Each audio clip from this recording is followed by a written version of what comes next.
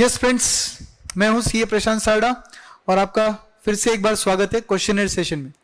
Questionnaire session में हम लोग आज लिवरेज के क्वेश्चंस डिस्कस करेंगे, बट कल हमने कुछ होमवर्क दिया था आपको, वो सॉल्व किया है क्या आपने? कौन से 2 क्वेश्चंस होमवर्क थे आपके टाइम वैल्यू ऑफ मनी के? ओके, तो एक बार हम वो क्वेश्चंस देख लेते और उसके बाद हम लिवरेज के क्वेश्चंस डिस्कस करेंगे दोस्तों।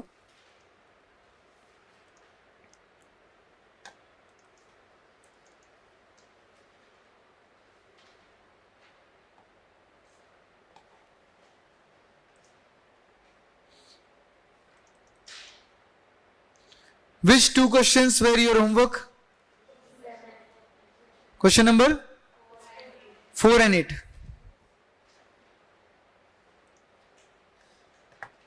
तो पहले 8 क्वेश्चन देख लेते फिर 4 पे जाते हैं, ठीक है? आपके पास नोट्स का कॉपी है?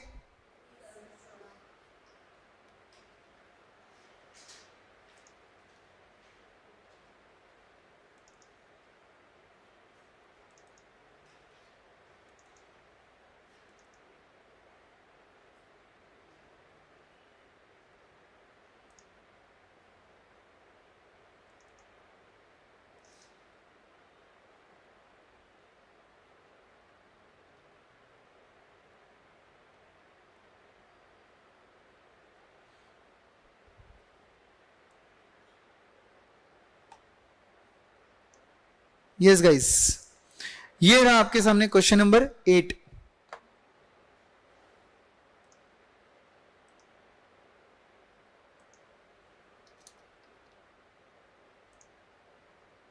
दिख रहा है सबको?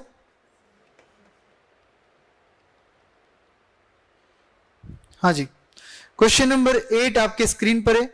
राज हैज इन्वेस्टेड कितना? 1 लाख इन कंप्यूटर सिस्टम। कब इन्वेस्टमेंट हुआ है? आज। तो 1 लाख क्या है? Present value. And they are saying that he wishes to give it on lease. Lease पर देना है मतलब रेंट पर देना है। Life of computer system without scrap value कितना है? 5 इयर्स। मतलब 5 साल बाद कुछ नहीं मिलेगा कंप्यूटर बेचकर, मगर 5 साल तक कंप्यूटर चलेगा, लीज रेंटल भी आएगा। What should be the annual lease rent? कितना रेंट चार्ज करेंगे annually? Are we going to charge same rental every year? Yes, annual lease rental बोला, इसका मतलब हर साल का रेंट जो है वो सेम है, मतलब वो रेंट क्या रहेगा? एन्युटी रहेगा। तो ये लोग क्या पूछ रहे हैं? फाइंड क्या करना है? Annuity. Okay, if the lessor's opportunity rate of interest is 20%, मतलब उसको रिटर्न कितना चाहिए? 20%। तो आर कितना है? 20%। Are you understanding? So R is 20%, N is 5 years, present value is 1 lakh. You are suppose to find the annuity. तो formula कौन सा यूज किया आपने? प्रेजेंट वैल्यू ऑफ एन्युटी का फॉर्मूला यूज किया। What is the formula? PV is equal to A into PVAF R comma N। Correct all of you? And फिर उससे आपका आंसर आ गया कितना? 33,438। श्योरली सबका आंसर सेम है? Yes, guys, you are absolutely correct. You can check your answer. 1 lakh present value is equal to annuity into PVAF. So 1 lakh is equal to annuity into 2.9906. What is 2.9906? PVAF. कैसे निकाला? 1 divided by 1.12 is equal to M plus कितनी बार? 5 बार, फिर MRC। और अगर GT रहेगा कैलसी पर तो no M plus direct is equal to 5 bar और फिर जीटी दबा दो, आंसर आ जाएगा। जीटी कब यूज करने का वो भी कल मैंने समझाया था आपको, राइट? सो कंक्लूजन लिखा क्या इस तरीके से? यस, लिखना चाहिए कंक्लूजन्स। जो चीज फाउंडेशन में 1 मार्क की थी, इंटर में आके 4 मार्क की हो रही है, तो कुछ तो इज्जत दो, राइट? तो ये था आपका question number 8। I am sure सबका करेक्ट आया रहेगा। अब जाते हैं क्वेश्चन नंबर 4 की तरफ। 4th क्वेश्चन थोड़ा यूनिक क्वेश्चन था, मैंने आपको वार्न भी किया था कि भाई थोड़ा केयरफुल रहो। ओके, तो 4th क्वेश्चन एक बार मैं आपके साथ रीड करना चाहूंगा।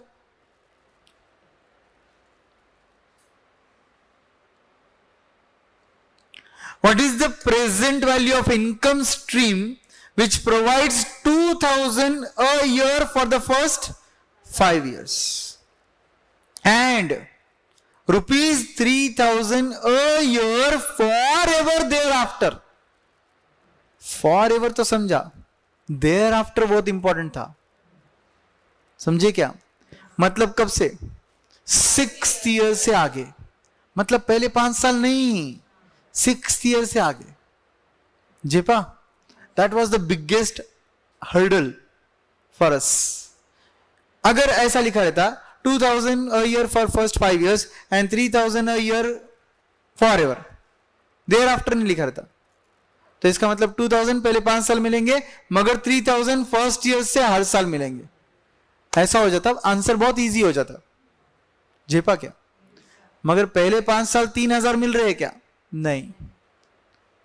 ओके, अब ऐसे सिचुएशन में उन्होंने पूछा है if the discount rate is 10%, आपको प्रेजेंट वैल्यू निकालनी है। क्या प्रेजेंट वैल्यू है आपकी? वेरी गुड यश, यश भी बोल रहा है इन्फिनिट 6th ईयर से। मगर ओके, यहां पर आप सब लोग, आपकी प्रेजेंट वैल्यू कितनी आई? 26, 210।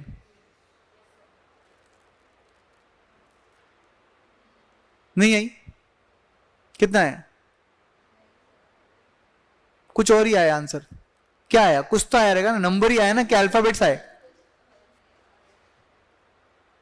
आपका कितना है? क्यों क्यों नहीं किया? मगर डर गए? अरे रॉन्ग तो रॉन्ग, पनिशमेंट थोड़ी ना होती थी। छोड़ने से अच्छा सामना कर देती तो कम से कम गलती समझती कि कहां हो रही है। एग्जाम में भी याद रखो, सॉल्व करने का, छोड़ने का नहीं। हर जगह प्रैक्टिस करते हो सॉल्व करने का, डरने का नहीं। क्या होगा? गलती आएगा ना यार, मगर कम से कम ये तो पता चलेगा कि तुम क्या सोच रहे थे और एक्चुअली क्या है। तुम वो करोगे ही नहीं तो तुम एग्जाम में डायरेक्ट पहली बार सॉल्व करोगे, फिर एग्जाम में पहली बार तो जो यहां सॉल्व कर रहे हो गलत वही आएगा ना। Remember this, I want answers from everybody. और जो लोग यूट्यूब पर है उनके लिए भी। तो यहां पर सर्वेश मुझे आंसर दे रहे 26,209, मतलब आपका भी आंसर वही है शायद, और यश भी आंसर 26,209 ही दे रहे हैं। Very good. तो आंसर 26,209 या 10 जो भी आया, करेक्ट आंसर है, ये करेक्ट आंसर है। बट आंसर लाया कैसे जाता है, इस क्वेश्चन के हद तक अपन लोग साथ में सॉल्व करके देख लेते एक बार। दोस्तों, this was question number 4। For ₹2,000 per annum for first 5 years, at least ये तो सॉल्व कर लेते बेटा, किया ना। Therefore, present value is equal to annuity into PVAF R, N। Direct answer लिखूं मैं? 2,000 इंटू फैक्टर बोलो, 3.7908। तो फाइनल आंसर इसका 7,582 आया। ये इसको मैं पार्ट 1 बुलाना चाहूंगा आंसर, ठीक है? ये पार्ट 1 है, ये मेरे मेन आंसर में ऐड होने वाला है। फाइनल आंसर ये हो गया है पार्ट 1। पार्ट 2 डेंजर था जो आपको सॉल्व करना था, वो भी डेंजर कुछ नहीं है, बहुत सिंपल लॉजिक है। क्या है डेंजर? उसमें कुछ भी नहीं है, मैं आपको समझाता हूं।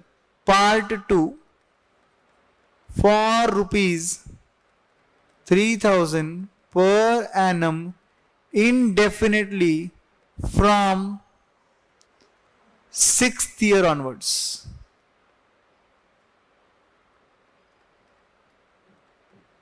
फ्रॉम 6th year onward, ये बहुत इंपॉर्टेंट था, 6th year onwards।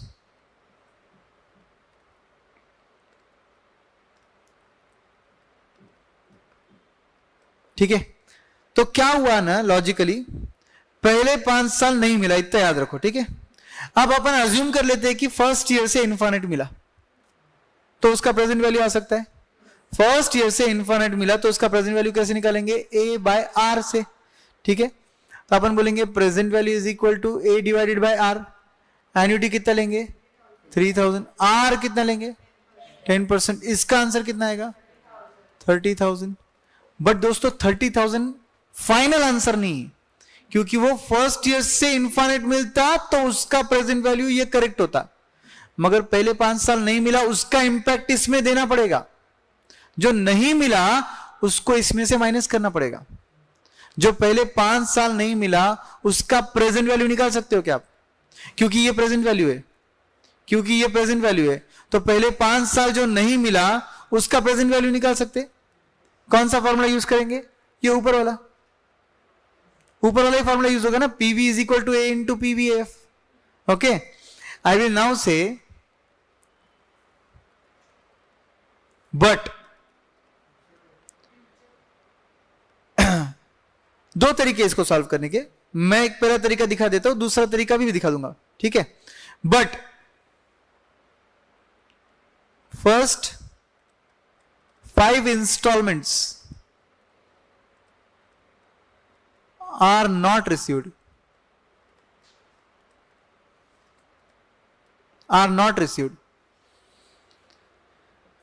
यस यश जो आप बोल रहे हो वो हम बाद में करेंगे, ठीक है। काफी लोगों ने वैसे भी सॉल्व किया रहेगा, हम बाद में करेंगे। तो first 5 instalments are not received, so not received उसका प्रेजेंट वैल्यू निकाल रहे, PV is equal to A into PVF R comma N, 3000 का एन्युटी इंटू 3.7908 बोला था ना तुमने, तो इसका आंसर कितना आता है? कितना? 11,372। तो कहने से ये प्रेजेंट वैल्यू उस अमाउंट का है जो नहीं मिला पहले 5 साल, और वो 30,000 फर्स्ट ईयर से इन्फिनिट अगर मिला रहता तो उसका वैल्यू है। तो अगर मैं डायग्रामेटिकली आपको दिखाऊं तो year 0 1 2 3 4 5 6 7 8 dot dot dot infinite, तो अपना एन्युटी यहां से शुरू हुआ, जो नहीं मिला ना उसकी आज की वैल्यू निकाली अपन ने 11,372। अगर फर्स्ट ईयर से इन्फिनिट मिलता ना तो उसकी आज की वैल्यू 30,000 होती, तो 30,000 में से ये माइनस कर देंगे तो ऑटोमेटिकली ये वैल्यू मिल जाएगी ना। Are you getting?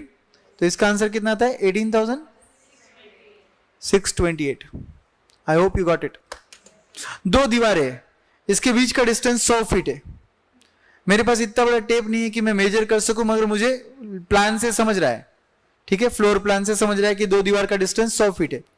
अब मुझे फर्नीचर यहां बनाना है, तो मैं देखना चाहता हूं कि इस पॉइंट से इधर तक का डिस्टेंस कितना है, इस पॉइंट से इधर तक का। अब इतना भी बड़ा मेजरिंग टेप नहीं है मेरे पास, मगर मेरे पास मेजरिंग टेप है इसको मेजर करने के लिए। ये 20 फीट है, तो इधर से इधर 20 फीट है, तो इधर से इधर कितना है? 80 है ना। सेम लॉजिक यहां पर भी यूज हो रहा है। 0 से इन्फिनिट तक 30,000 आज की वैल्यू है, पहले 5 साल जो नहीं मिला उसकी आज की वैल्यू 11,372 है, तो इसका मतलब 6th ईयर से इन्फिनिट की वैल्यू बाय डिफॉल्ट बचा हुआ वैल्यू रहेगा ना। कभी कभी कॉमन सेंस वाली चीजें भी यूज करना पड़ता है अपने सिलेबस के लिए। ओके, ये आ गया आपका फाइनल आंसर, बट ये फाइनल आंसर मेरा पार्ट 2 है, तो मेरा पार्ट 1 और पार्ट 2 मिलाकर टोटल आंसर आएगा, क्योंकि मुझे पहले 5 साल 2,000 मिल रहे हैं, उसकी वैल्यू इसके साथ जोड़नी पड़ेगी। Are you understanding? तो फिर ऐसे सिचुएशन में हम बोलेंगे देयरफॉर, इसको प्रेजेंट कैसे करेंगे? Therefore present value of total income stream is equal to, पहला वाला आंसर 7,582 प्लस दूसरा वाला आंसर 18,628, टोटल आंसर 26,210। ₹1 का डिफरेंस रहेगा तो बैच के एंड में दे देना, समझे ये? ओके, इसी को सॉल्व करने का एक और तरीका क्या है कि अगर मैं लॉजिकली सोचूं कि 33,000 इनफिनिटली चल रहे, उसकी वैल्यू 30,000 है, मगर वो आज की वैल्यू नहीं है, जहां से वो एन्युटी शुरू हुई थी वहां की वैल्यू है वो। Are you getting? अब मैं ऑल टुगेदर डिफरेंट वे में समझाऊंगा आपको, तो ये समझ के भूल जाओ, अभी सेकेंड मेथड समझो उसका। सिर्फ 3,000 के तक अगर मैं पूछूं आपको,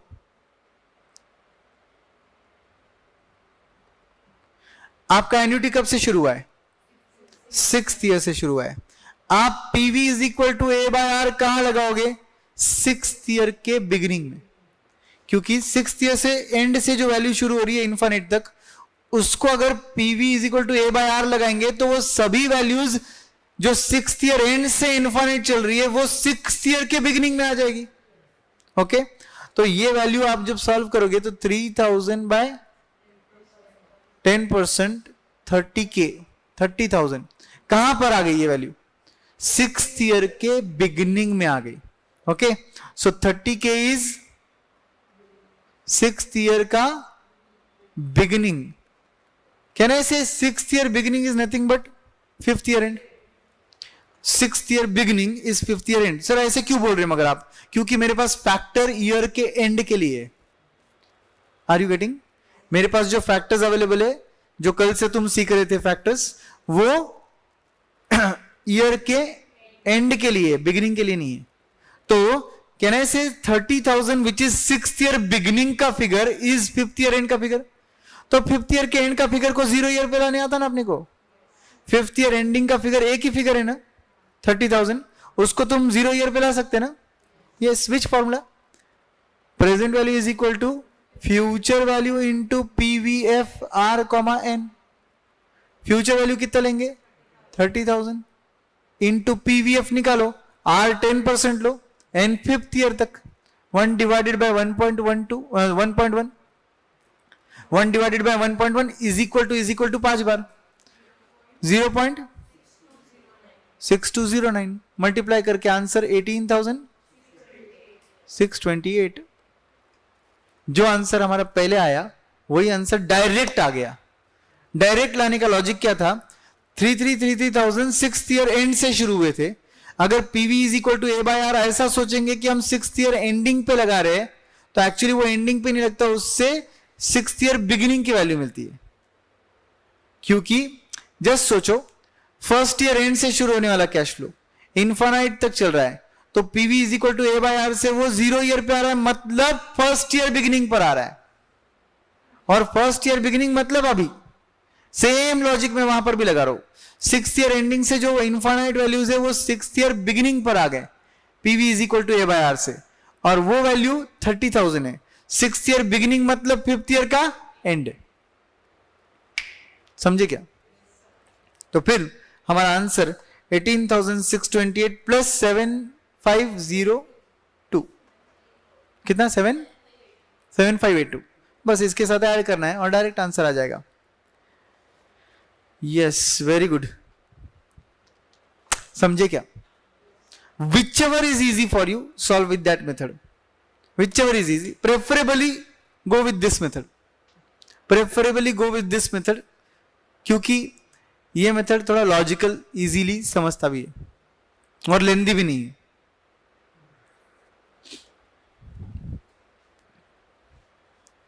Shall we move?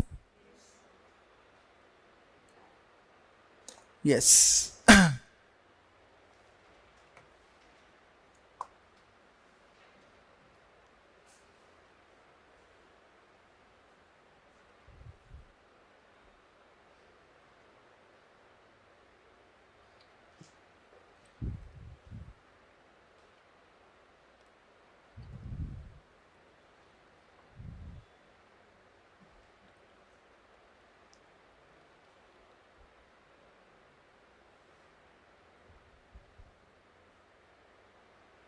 Yes guys, now we need to solve leverage.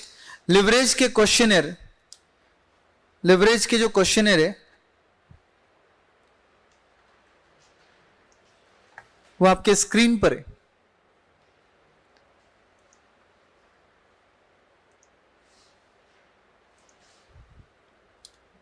Screen पर देखकर ही आपको सॉल्व करना पड़ेगा जब तक आपके पास हार्ड कॉपी नहीं है। ओके, सो स्क्रीन पे देखकर ही सॉल्व करेंगे हम सब लोग। कर पाएंगे क्या? चलो, कुछ नहीं करना है, आंसर्स नीचे मैंने रेडी रखे।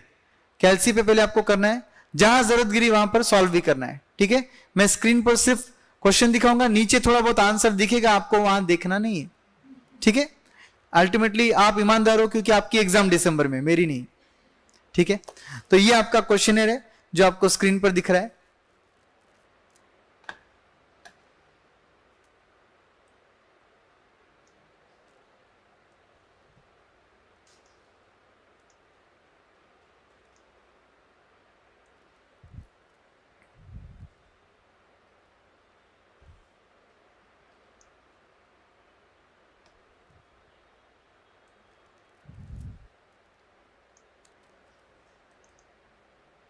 Yes. Can you clearly read this?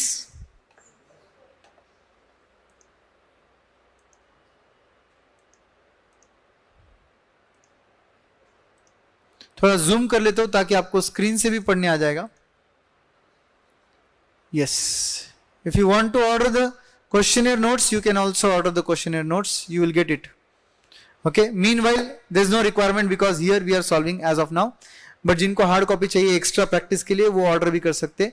FM के सेपरेट क्वेश्चनर भी अवेलेबल है, vsmartacademy.com पर भी है, तो you can order it. Okay. Now first question क्या बोलता है देखिए. Everybody, company produces and sell 10,000 shirts. Selling price पर shirt is 500 rupees. Can you calculate the total sales? बोलो मुझे कैलसी पर. 50 lakhs. Variable cost is 200 rupees per shirt. So 200 into 10,000, 20 lakhs. तो क्या मिला?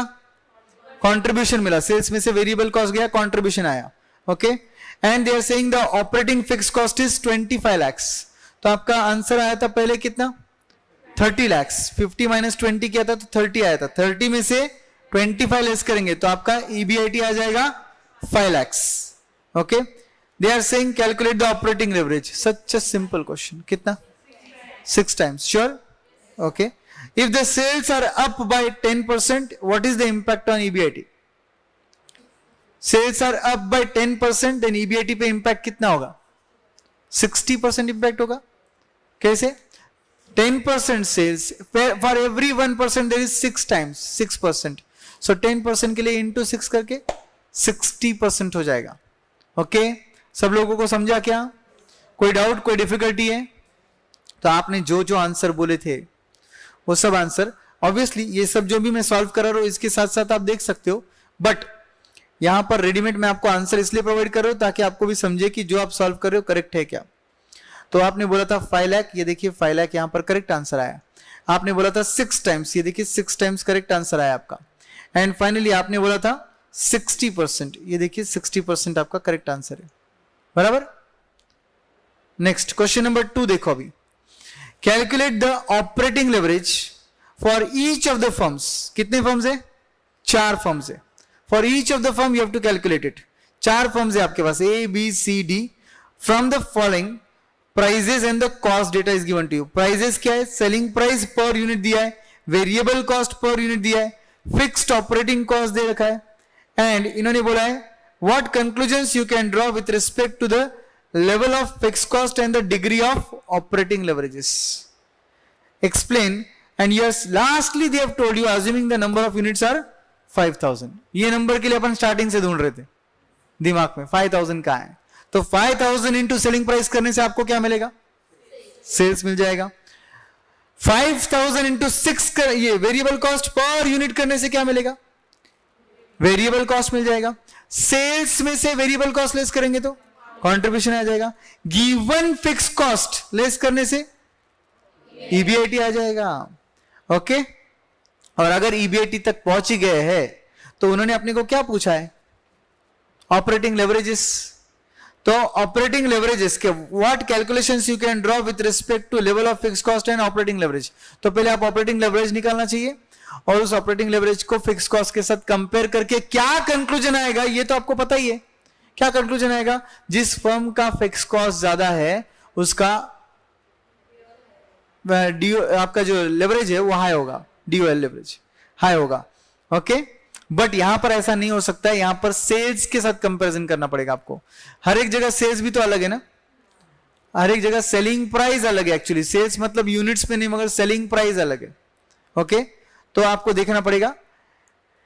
तो इनफैक्ट आपको गिवन डेटा से क्या निकालना है? DOL. EBIT तक कैलकुलेशन करना है और क्या निकालना है? DOL. ओके. तो ये देखिए आपके यूनिट्स यहां पे ऊपर लिखे, multiplied by unit selling price करके क्या निकाला? सेल्स. फिर लेस किया वेरिएबल कॉस्ट, क्या मिला? कंट्रीब्यूशन. फिर क्या लेस किया? Fix cost. यहां पे सेपरेटली कंट्रीब्यूशन लिखा नहीं है, सेपरेटली कंट्रीब्यूशन लिखा नहीं है, बट कंट्रीब्यूशन आएगा. फिर उसके बाद क्या लेस होगा? Fix cost. क्या मिलेगा? EBIT. ओके. एंड आपके DOL के फिगर्स आप निकाल सकते हो क्या? यस. कंट्रीब्यूशन अपॉन ईबीआईटी, तो अपन सीधा कंट्रीब्यूशन अपॉन ईबीआईटी निकालते वैसे निकालेंगे, ये प्रेजेंटेशन अलग है सिर्फ। ओके, तो आपके ये सीधा सीधा डीओएल दिख रहे सामने। ये डीओएल को देखकर आपको क्या समझता है कि सबसे ज्यादा रिस्क कौन सी कंपनी का है? ए एज वेल एज डी। इनके लिवरेजेस बहुत हाई है, तो इन्होंने थोड़ा भी सेल में चेंज किया तो ये शायद ब्रेक इवन पॉइंट के नीचे जा सकते हैं, क्योंकि इनका मार्जिन ऑफ सेफ्टी कम है। वेयर एज फर्म बी और सी कम रिस्की है, बी तो और भी कम रिस्की है, क्योंकि इनका डीओएल बहुत कम है। इसका मतलब इनका फिक्स कॉस्ट भी सेल्स के मुकाबले कम है। ओके, इनका मार्जिन ऑफ सेफ्टी ज्यादा रहेगा। I hope you are getting it. Question 3 पढ़िए अभी। क्वेश्चन 3 आज का लास्ट क्वेश्चन। ओके, क्वेश्चन 3 आज का लास्ट क्वेश्चन है। Firms detail are given below. Sales 100 rupees per unit, variable cost 50%, fixed cost is given. It has borrowed 10 lakhs at 10%, equity share capital is 10 lakhs, consider tax as 50%, operating leverage निकालना है, financial leverage निकालना है, combined leverage निकालना है। Easy रहेगा क्या? क्या करना है आपको मुझे बताओ। सेल्स मिल गया, दिया है रेडीमेड, सेल्स दिया है रेडीमेड। क्या आपको 24 लाख इंटू 100 करना है सेल्स के लिए? केयरफुल रहने का, अमाउंट दिया है सेल्स का, ऐसे गलती मत करना। ओके, अमाउंट दे रखा है सेल्स का, फिर उसके बाद में वेरिएबल कॉस्ट डायरेक्टली उसका 50% लेंगे, मतलब 12 लाख लेंगे। बचा हुआ 12 लाख क्या आएगा? कंट्रीब्यूशन। उसमें से 10 लाख लेस कर दो, 2 लाख क्या आएगा? ईबीआईटी आ जाएगा। और उस ईबीआईटी में से लेस करो इंटरेस्ट, 10 लाख पर 10% मतलब 1 lakh.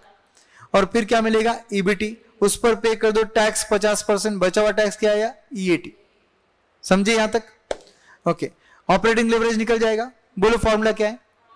Contribution upon EBIT. Financial leverage निकलेगा EBIT upon EBT. Combined leverage निकलेगा, दोनों को मल्टीप्लाई कर दो, डीओएल इंटू डीएफएल करके। Return on investment, EBIT upon total investment into 100। Okay, that will give you the answer. Total investment इधर कितना रहेगा? 20 lakhs। कैसे 20 lakhs आया? 10 lakhs का बोरोड कैपिटल, 10 lakhs का इक्विटी। बट ये सब क्वेश्चंस जो आप देख रहे हो ये मॉड्यूल के क्वेश्चन है। And for your surprise I will tell you, module ने क्या किया, ये जैसे आपने बोला वही आंसर है पूरा, इसमें कोई चेंज नहीं है। ईपीएस तक निकाले इन्होंने, तो इनफैक्ट नंबर ऑफ शेयर्स है ना आपके पास, ये क्या 100 rupees पर शेयर वैल्यू है, तो नंबर ऑफ शेयर्स भी है आपके पास, तो ईपीएस तक आंसर निकाल दिया उन्होंने। कोई नहीं, बढ़िया बात है। ऑपरेटिंग, कंबाइंड, फाइनेंशियल सब निकाला। आरओआई के लिए उन्होंने क्या किया? 50,000 डिवाइडेड बाय 10 लाख किया। एक्चुअली ये रॉन्ग है, 50,000 डिवाइडेड बाय 10 लाख ये रॉन्ग है। मैंने जानबूझ के ये नोट्स प्रिंट होने के पहले आपको दिखाया है। मेरे नोट्स जब प्रिंट होकर आएंगे तो करेक्टेड आंसर आएगा। और ऐसा इन्होंने क्यों सॉल्व किया मन में? इन्होंने नीचे एक नोट लिखा। क्या नोट लिखा मन में? ये देखो, इतना ही पार्ट पढ़ो। Here ROI is calculated as ROE। क्यों भाई? कौन से खुशी में? और हमको एग्जाम में कैसे समझेगा कि हमको ROE के तौर पे निकालना है? जस्ट बिकॉज आईसीआई मॉड्यूल कुछ भी कर लो ऐसा नहीं होता ना। तो हमारे क्वेश्चनर में इसका आंसर क्या आएगा जो तुम बोल रहे हो? हमारे क्वेश्चनर के आंसर में इसका आंसर क्या आना चाहिए? EBIT upon total investment into 100। मतलब हमारा डिनोमिनेटर 10 लाख की जगह 20 लाख रहेगा, हमारा न्यूमरेटर 50,000 की जगह 2 लाख रहेगा। Is that clear? यस। तो 2 लाख डिवाइडेड बाय 20 मतलब 10% आता है शायद, है ना? Yes, that will be our answer. Now they are saying if the sales increases by 6 lakhs what will be the new EBIT? तो बहुत सिंपल है, पूरा वापस से सॉल्व कर सकते हैं। Sales increases by 6 lakhs amount में दे रखा है ना, और न्यू ईबीआईटी भी अमाउंट में पूछ रहे हैं ना, तो सेम चीज आप कर लो। सेल्स इंक्रीजेस बाय 6 lakhs बोलते तो सेल्स कितना बनेगा? 30 lakhs। Variable cost proportionately change होगा क्योंकि 50% वेरिएबल कॉस्ट है, तो 15 लाख वेरिएबल कॉस्ट आएगा, बचा हुआ 15 लाख कॉन्ट्रीब्यूशन आएगा। फिक्स कॉस्ट 10 लाख का 10 लाख ही रहेगा। ईबीआईटी आपका 5 लाख आ जाएगा। करेक्ट, उन्होंने न्यू ईबीआईटी पूछा था, तो फिर हमारा फाइनल आंसर यहां पे क्या आया? 5 लाख। ये देखो 5 lakh. Is this clear? So we have solved till question number 3. Okay, we'll continue questionnaire discussions also tomorrow. This half an hour we have discussed this. Let me just check कुछ query है क्या कहीं पर. यहां पर तो नहीं है, एक चैनल पे तो नहीं है.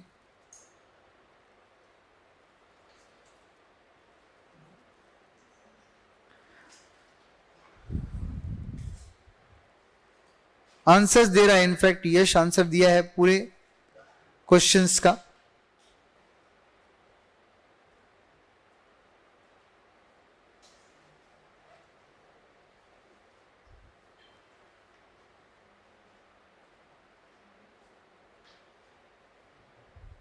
Yes. So there are no queries. Very good.